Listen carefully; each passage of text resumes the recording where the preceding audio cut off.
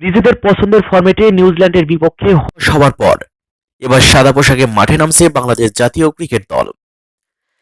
একদিকে রয়েছে ব্যর্থতার প্রেসার, তার উপর এবার ঘাড়ে এসে চেপেছে অধিনায়কের দায়িত্ব কাকে দেওয়া হবে তার ভাবনাও। টেস্ট অধিনায়ক সাকিব আল হাসান ইনজুরিতে ছিটকে গেছেন পুরো নিউজিল্যান্ড সফরে।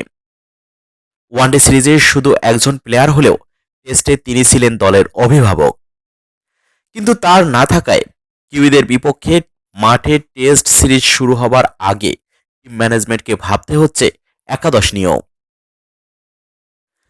এদিকে নিয়মিত অধিনায়ক সাকিব আল হাসানের পরিবর্তে দলের নেতৃত্বে থাকতে পারেন মাহমুদুল্লাহ রিয়াদ, কেননা সহ অধিনায়কের দায়িত্ব রয়েছে তার কাঁধেই।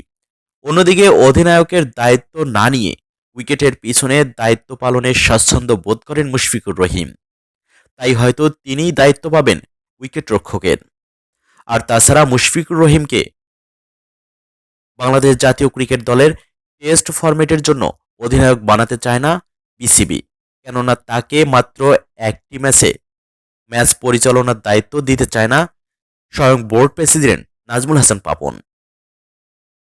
তার মতে এতে নাকি মুশফিকুর রহিমকে অপমানিত করা হয়।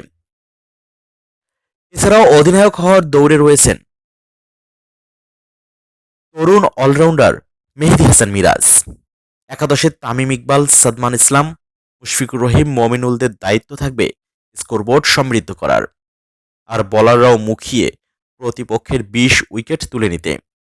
দর্শক মণ্ডলী, নিউজিল্যান্ড সফরের টেস্ট সিরিজে বাংলাদেশের অধিনায়ক হিসেবে কোন ক্রিকেটারকে আপনারা দেখতে চান?